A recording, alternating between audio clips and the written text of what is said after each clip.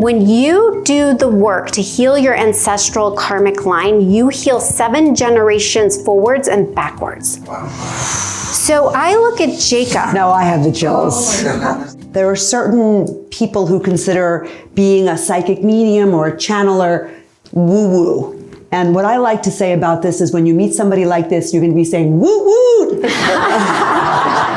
Because it is so wild and comforting to know all of the things that you're going to share with us tonight, and to kind of look at your life through the lens of all of the things that you're so wise and so articulate about explaining. So her book, What's Your Heaven, is a must read. It's a textbook for life.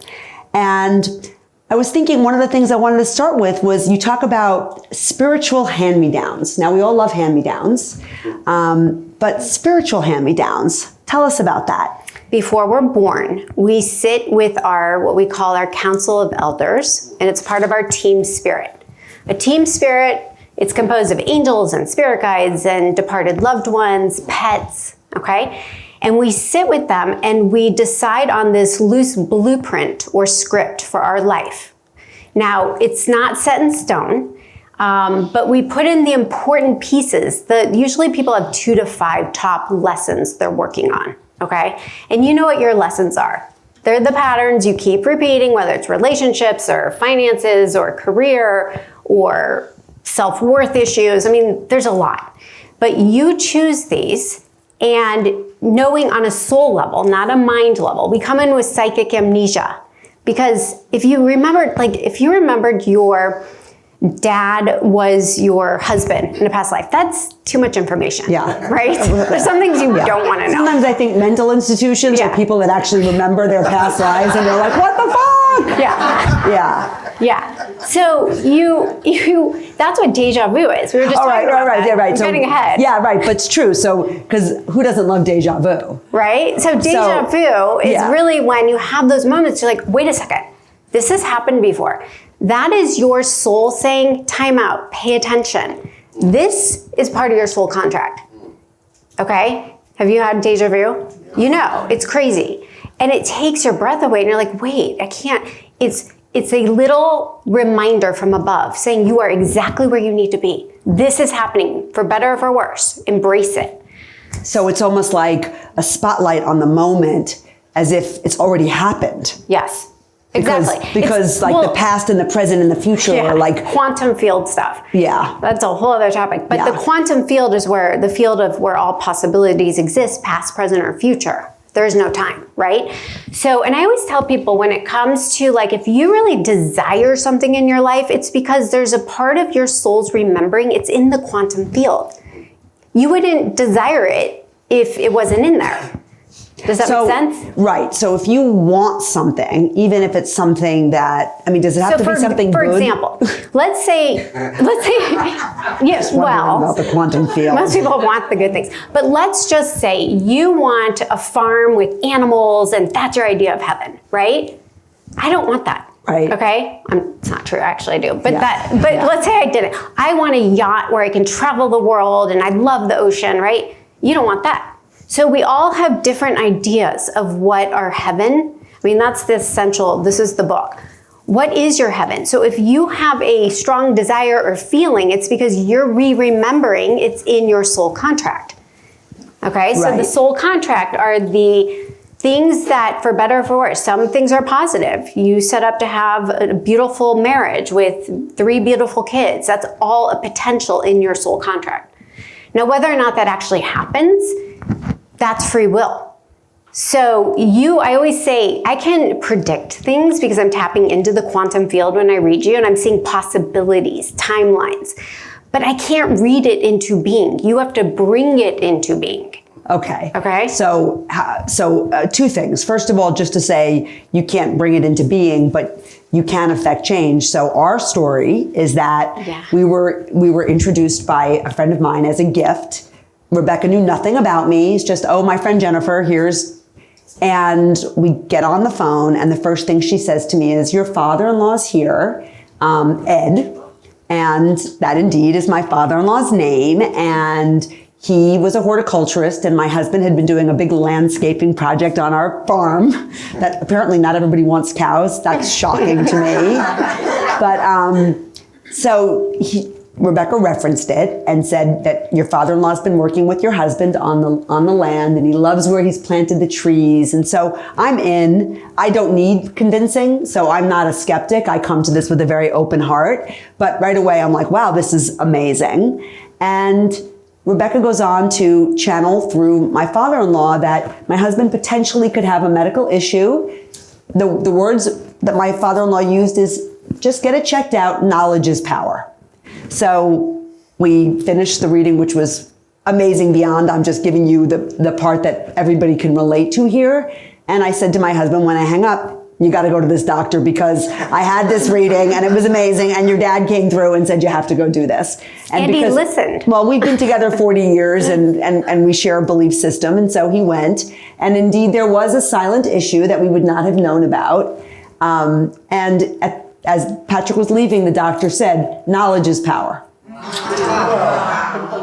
Yeah, there's a story in the book. My mom, who actually is here, she was born and raised in Woodland Hills. And she had a free will moment choice. I mean, these are sliding doors where, she decided not to sneak out one night, and the friends who did. She had already snuck out another night. She's no angel, but her conscience was catching the conscience did kick in the second or third time, but right? Yes. But the night she didn't do it, they got in a horrible accident and left many of them severely damaged for life. I mean, so long story short, we all have intuition. We all have it. It's not just me. This is a sixth sense that we're born with, but it's a muscle. You have to work it. You have to trust it. You have to still that monkey mind that we all have to quiet down, to get still, to then get in touch with this wisdom, the intuition that is available to us. So what does intuition sound like? Does it sound the same to everybody, or do we all have different? We all have different, there's not a one size fits all. I've always struggled with teaching this because I always say, what works for me may not work for you. I love to share as a guide, this is what I do, and take it or leave it. But for some of us, if you're really visual, it's going to come through like flashes in your mind's eye, right? Some people literally see dead people walking around. I don't. I will see sparks of light or things move out of the corner of our eyes. Those are usually spirits. For some people, it's just this overwhelming, visceral response in your body, or you get the chills, or your ears start ringing, or everyone's different. Some people just know. It's called claircognizance. And that's what I have. That's what I have. You just know. You can't explain it. You meet somebody. Just know. You just know. I don't trust that person. Right. Right? Yeah. Or that is a good human. Yeah. So that we all have it differently. It's a language, and you have to figure out what your language is, and then you have to start playing with it and almost testing it out. Because then when you get validation, wow, I knew that was going to happen, or I saw that in my dream last night and then it played out today. You're like, there is something. But it starts with an invitation. You have to ask and let it in. Okay, but so how do we distinguish anxiety and fear from intuition, right? Because it's easy to be I'm really afraid, but I'm calling it intuition. Or are those indistinguishable? So the biggest thing is that intuition and divine guidance, it's simple, it's fast, it's not repetitive. Whereas anxiety, you're mulling over something and you're grinding on it. That's your mind. So mind thoughts are trailed, or they're exaggerated, and they're drawn out. Complicated. They're judgy, they tell stories. But a divine thought is out of the blue. You're not even feeling one way and all of a sudden you're feeling the opposite. Or, you think of your friend, out of nowhere, and then they call you 5 seconds later with a crisis. So those are divine thoughts, and you just have to start paying attention, and you can't not notice it. Right. Well, we've all had that thing where you think about somebody and then the phone rings. Right. So those are divine thoughts. Those are divine. And they're sort of quick, and they're straight to the point. Yeah. There is this invisible psychic energy, telepathic energy. It's like radio waves, and we all have antennas. Some of us have satellites, but when you tune in, you tap into those frequencies. And that's where the magic is. And so when I read, which I'm going to do tonight, You're going to watch me like, what is she tuning into, right? And literally, it's an energy. And some of you guys do it. I know that.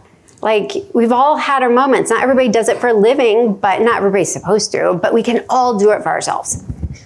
So you tell so many stories in the book, and I want people to experience them. If you haven't read them, I don't want to actually, she has so many stories, but what are some of the universal messages that you hear? Because I find that a lot of the stories kind of circle around certain human universal collective truths. So yeah. You know, the number one is you're not alone. I wrote a whole lesson on that. It feels like we're alone. From the minute we're born, the umbilical cord is cut, we're separated, we feel separate out in this world alone. But when you really start to wake up to this, you recognize that you might be physically alone, but energetically, there is a team of angels around you. And it just takes suspending doubt and disbelief long enough to open to the possibility to see that this is real. And they will start talking to you. If you're like, I want to believe I'm not alone, show me a sign. Show me a feather. And then a minute later, a feather's floating down in front of you. I mean, it's not always that direct, but pretty close though. Yeah, so that's a big one. People feel very comforted. And what I get to do tonight, which I love doing, is showing you you're not alone. I'm going to demonstrate it. It makes it so real. You're like, my mom was in the car on the drive over here. Rebecca just recited the conversation we just had. This happens all the time. And I love it because I hope it's comforting, but how can it not be comforting? It is. It's so comforting. I mean, because, you know, as you basically say, love never dies. It just changes shape. Changes form. Energy doesn't die. It changes form. So you have to find a new way to relate to your loved ones who died. They're still there, and you connect on the frequency of love. But when you're in grief and you're in fear and you're in anxiety and pain, you are so far apart from their vibration. And I talk about in the book, Dr. David Hawkins, he has a scale. It's called the levels of consciousness. And at the very bottom, it's victim consciousness. It's shame, it's guilt, it's grief. It's all the heavy emotions. And at the very top, we have enlightenment and harmony and peace and joy and love. And then in the middle, you have neutrality. And our goal is to try to be at least in neutrality or above. That's heaven. Okay? That's heaven on earth. That's heaven on earth. Hell, because heaven or hell, it's not a place. It's a state of being. It's a state of mind. You can be in a living profound. hell. I just want to say that. It's not a place. It's not a place. It's a state of It's a state of being, a state of mind. So my father, Shelley, who I've talked about in many of my books, he was in a living state of hell because he had mental illness that left undiagnosed. It was hell. His level of consciousness was always in the lower frequencies. And so I think part of that's my ancestral lineage stuff. Oh, right, back to spiritual hand-me-downs, right? Right? So that's a spiritual hand-me-down For that you have. sure, because I was going through a depression. And when I was at the dark night of my whole soul, it's so funny, my 20-year-old Jacob is sitting right here. I was your age when this is when it started for me, you guys. I was at the University of Florida, sleep eating every night, miserable, praying to something, I didn't know what. And my grandma Babe, who died by suicide, came through and said, you are not going to take your life the way I did. I wasn't that dark at that point, but I was headed there. And so she was there to help me heal and balance the family karma. Now, at the time, my dad hadn't taken his life, but 10 years later, he did. And so what my guides, I've had the chills, what they've told me is that when you do the work to heal your ancestral karmic line, you heal 7 generations forwards and backwards. Wow. So I look at Jacob. No, I have the chills. I look at Jacob. So you have woken up so much faster than me. Like, you know who you are, and you're not struggling with the same doubt and insecurity that I struggled with. I'm like, that right there is testament that I have healed and balanced this forwards and backwards. And my dad has come to me in dreams thanking me because it's helped him to forgive himself, and my grandmother. And so it's really powerful stuff, you guys. And we all have it. We all have it. Nobody's immune to the lessons. So if you're alive, you have spiritual hand-me-downs. You have spiritual hand-me-downs. And what I've learned is you don't label it good or bad, right or wrong. It just is. Yeah. Right? In a place of just kind of discernment, not judgment. Yeah, it's like instead of the word justice, it's the word just is. Yeah, I love kind of helps a little bit to sort of break it away from the judgment and yes, exactly. So back to these messages that you and we might get some tonight. What is it that people genuinely? What is the messages that people kind of genuinely want to hear? Obviously, I love you. The universal messages are the most important. I'm sorry, please forgive me. I love you. Thank you for how you showed up. It's all those. But in my opinion, when I go see an intuitive, that is way too abstract, and you could be telling everybody the same thing. Yeah. So that's like fortune cookie shit. Right? It's like I need specifics. That's right. But it's really good once that's the important stuff, and that's why I do it, honestly. But after I've told you, did she make lemon meringue pie? Oh my God, my mom is known for her lemon meringue pie. Nobody knew that, in this room. So when I can give you enough evidence, you're like, okay, I think you're talking to my mother. Then the I'm sorry means so much more. Because then it's for you. Yes. So that's why over my 25 years of doing this, I've learned, what do people want and need? Because what would I want? Well, you guys, I was in your shoes. When my dad died, I was going and seeing mediums, and I was coming up empty with a lot of them. A few gave me some really good stuff, but I was just like, I want to give you guys enough so that, because I know it's real, and I think a lot of you do too. You would not be sitting here, but it's okay if you're a little skeptical. I mean, that's healthy. And again, that's part of the mind, right? But be open. Being cynical can't work with you, right? But then when there's an opening, because they know what you need. So like when I work with people, I'll say, your dad is saying, say Oreo. And you're like, that was our code word. You just said it. I'm like, well, now you're open. And then we can get to the good stuff. He's sorry he failed to articulate his love for you. And the man is sobbing, right? So that's the beauty and the power of this work. And I would love to share if I can. Yeah. Okay, you guys want a few readings? Yeah. Okay. So do they. They've been talking all day. Amazing. I'm going to take 2 minutes and call in a protection. I just think it's the responsible thing to do, okay? Because you guys, when you work with energy, you can call in anything, and we are not calling in anything dark, okay? So we are going to call in, just close your eyes, and we are going to call in the frequency of gold. That frequency of gold vibrates at divine creativity, truth, and love. And we imagine a golden waterfall above us pouring down into all of our crowns, into this space, inviting in all the golden guides, the angels. And we ask that this energy pour down into our hearts, opening our hearts, expanding our hearts to receive the love, the healing, the peace that we need tonight. We now call in our team spirit. So I want you to think of anyone you hope to connect with right now. And just from your heart, invite them in. And we thank them for coming forward through me for you in divine timing and order, with ease and grace, with meaningful healing messages, whether you received this directly or indirectly through a parallel message. We thank them for helping you to hear and feel what you most need tonight. Now feel this gold light shining out, connecting you to the heart energy of everybody in this room.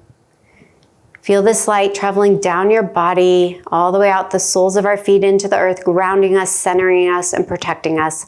And finally, we ask for a giant gold bubble of protection around each of us individually, all of us collectively. Only divine energy welcome into this space, into this conversation. We thank you for the miracles, the magic, the healing, and more.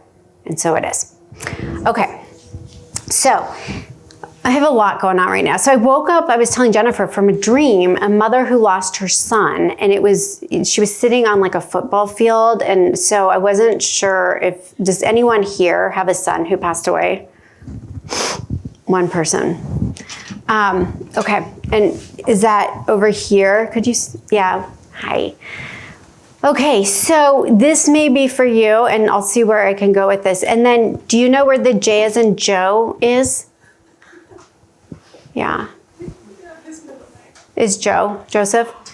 Okay, so in my dream, there was something about sitting on a football field and you were in a chair. There's a fly on me right now. That's him. Okay, and then...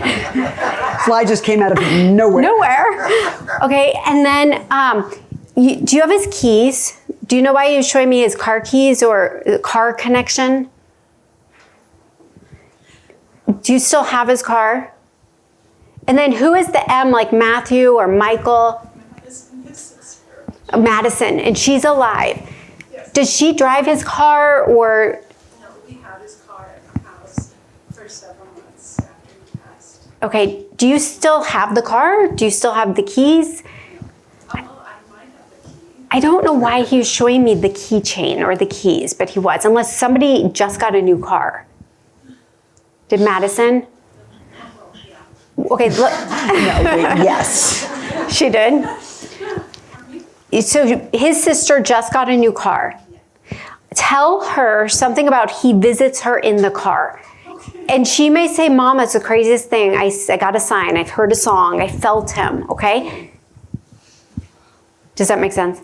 Yeah, well, his wife, every time she gets in the car, it's their car. She gets a sign. So what he wants me to say is I'm talking to you guys in the car because it's a lot of time your quiet time and he has your undivided attention. He is so sorry he's not here. That was the biggest message in my dream. And I don't know if his choices led to his passing, but when a spirit is showing me, if I would have made different choices, I potentially may still be here. And that's his apology. But what he wants you to know is he's with your dad. And something about when he passed away, was your dad already gone? The grandfather that was there. The grandfather that was there. My husband's grandfather. It's my husband's father. Okay. I know, a long time. It must be that grandpa, because there was a grandfather already in spirit who helped him cross over and make peace with himself and forgive the situation. When he died, what happened to his head? What was going on with the head? The only thing I could say, if it's not physical, did he have any mental illness or depression? Not that we knew of. So when they point to the head, there was either an impact to the head, pain, or a mental imbalance. Who is D as in Dan? David. And he's still alive. Yeah, he had a major brain injury. That's brain injury. David. Okay, did that happen after your son? It's before. He's acknowledging what's going on with dad. And because his father's here. David's father is standing here right now with your son. Right? And we're talking about the head stuff, and we're talking about the pain that it has caused him, the lesson that's in it for him. And some of it is you guys, anytime somebody has a brain injury or impact, it's to, on some level, open up their consciousness and to, in a sense, help him expand.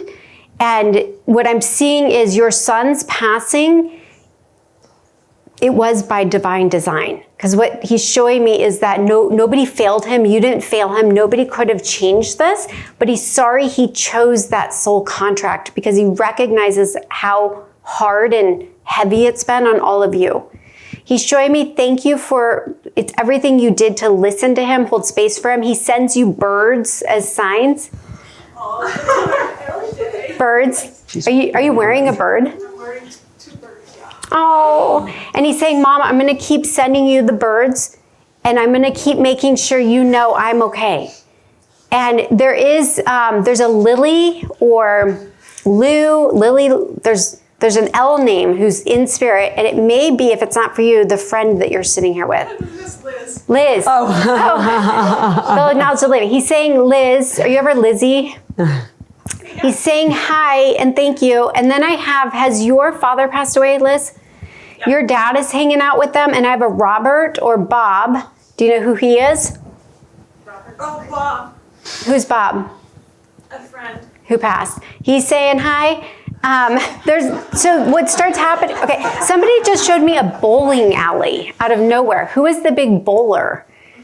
Love to bowl. Maybe got Father. your father. That wasn't Back in the day. No. But we have a bunch of them jumping in and say hi. But they're showing me that. And then, hold on, what's the number thing? Does your son send you his number?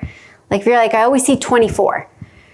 Do you see his number, his birth date, his death date? His birthday's the 26th. So 26. His death date was the 4th. No, the 2nd. I don't know what it is, but he's saying, Mom, I'm talking to you with the numbers, and you will see them in the most unusual places. But he's trying to comfort you and let you know that he's still there. And he wants you to find a formal practice of meditation. I'm working on it. Good. Good. That's amazing. And he's showing me walking. Go walk. Do you have a white dog? No, he does. That white dog is very important to him. And I see this dog seeing him. Who's Connie who died? Connie. He's saying Connie's here. Okay, who around her? You guys, as a Connie, who's a mom? Mother figure? Do you know? My mother, Connie, died in September. Okay, so hi to her. Do you know a Robert or Bob connected, or is that still? I know a Bob, but I don't know if it's Well, I have a Robert who I've got to satisfy before I can move to the Connie. My dad's name is Robert, but he's alive. But he just recently had a stroke. I think that's what this is. Somebody up there is trying to do a shout out to your dad, because we were talking about David with the head, and now there you go, David in spirit. So David is trying to acknowledge the wake up call. Your dad is not ready to go. They're showing me a long road. And that just means, thank you, God, that this happened. And now we said knowledge is power, and he should be okay. But have him talk to David. David is the one on some level who's looking after him. Are you into music? Do you know I'm seeing all sorts of I love music? They're talking to you with music. Do any of you sing or do anything with like instruments? Like the people I'm talking to? Does the piano mean anything? There's something with... He's a musician, and his name is David. And he's had a brain injury. Oh, Also that. just that. Okay, well, there you go. So we need to acknowledge all of that. There's a record label. I was seeing like if I was in a recording studio, and was there one male who passed of either an overdose or, yeah, he's here. Both of them. I have one, hopefully I'll get the other. And what they're showing me is there's a lot of tributes to him, and something about like you just heard this song. Like you might have been like driving here and it came on. And driving, but I heard it in Starbucks. yeah, and so there's one that was like super loud and life of the party and outgoing, and another one that was a little bit more reserved and quiet, didn't need to be kind of center of attention. They're very different energies, and there's also an irony. Did they pass within like 2 years of each other? Where they both died around or on like the same date? They both died in February. Yeah, there was a synchronicity to that, not a coincidence. And something about their soul contract. It's almost like they're mirrors for each other. And one of them, you like were either a mentor, almost like a therapist to them, and saying thank you. And was one of them a B name? Who's the B name? No. Okay, so there's a B nickname, and I'm not sure if that's them or somebody else coming in. Did you get a tattoo for one of them on your arm? No. Somebody did, and Right behind you. Just had that tattoo on her arm. okay, so wait. So who got it? His wife. His wife. He likes the tattoo, so we're still having your son come through. Now, do we know who AL is? Who's AL? Like Alan, Alex, Albert. Oh, that's back to me. That was Paul's last name. With Albert. So Paul Albert, and was he the life of the party one? Yes. That's him. He's showing me he messes with lights, and he loves to like be a prankster and like cause havoc and just get your attention. But it's all fun and games. It's kind of like you can tell him knock it off, and then he will. But he just really appreciates you. He's showing me roses. It means I love you. in a way, he probably failed to communicate, articulate, and validate you because it happened so fast. But he's doing okay. He's on a raft on the water. So he's just hanging out. Okay, so the beach is coming up big time. Does that connect back to the mom? Yeah. Okay, so if I said to you, what did you do, like a celebration of life at the beach? She's showing me that's her heaven. And nothing makes her happier than being there 24/7. That's my idea too. And she's saying that she's with her whole family. And there is T as in Tom. I don't know who that is. And Her dad, and brother. who both died. They're all together. And I'm seeing it's like having a glass of wine. And she wants you to know how proud she is of you for your like courage and strength. You know who you are. And she gave you kind of the best example she could to be a strong individual, but you're taking it to the next level. So she's applauding you and thanking you. And it's just like it's like a legacy of the family you're leaving. And she's showing me something about writing her letters or writing in a journal. Okay. And she wants you to do that to talk to her. And then she's bringing up her mother is your spirit guide. So your maternal grandma is one of your main guides. You've always been claircognizant. You know things. And never second guess that. She's saying pennies from heaven. And that's one of her signs. Have you been finding pennies? Yep. Okay. And then she's talking about Grandma Flo. Okay. Anytime I see my mom's mom, it's when she used to work at Saks Fifth Avenue, and when she got all dolled up and dressed up, she looked good. She felt good. It was like from the inside out, that's your mom. Did she like to dress to a T and have herself put together? And she's showing me, you guys, what we come to learn is that the physical it's not that. It's a reflection of how you feel on the inside, but it's your light that matters. And your mom's light, that's her worth, right? Is so shiny, big and bright. And she has a million friends up there. And someone named Jack, I have heard this like 3 times. And something about he and she together, but happily. Like there's no friction.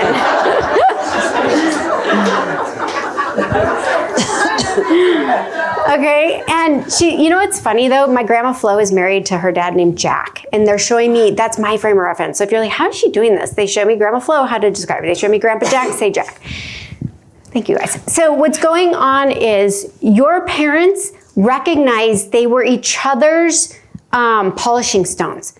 Because when I see pushing each other's buttons, like we're triggering each other, because they are playing out the role each asked the other to play to help them learn their soul lessons. Okay? Your mom needed to learn how to be independent. Okay? Did they divorce when you were young? When I was 19. And it's something about like, she didn't need another person to complete her. She was her own whole, healed, full self, right? Grace. Do you say Grace? Grandmother, Your grandma Grace. but I have a daughter, Grace. Spirit. It's something about her helping. She's helping you. She's helping your mother. It's helping the ancestral line. I see Long Island iced teas. It's from Long Island.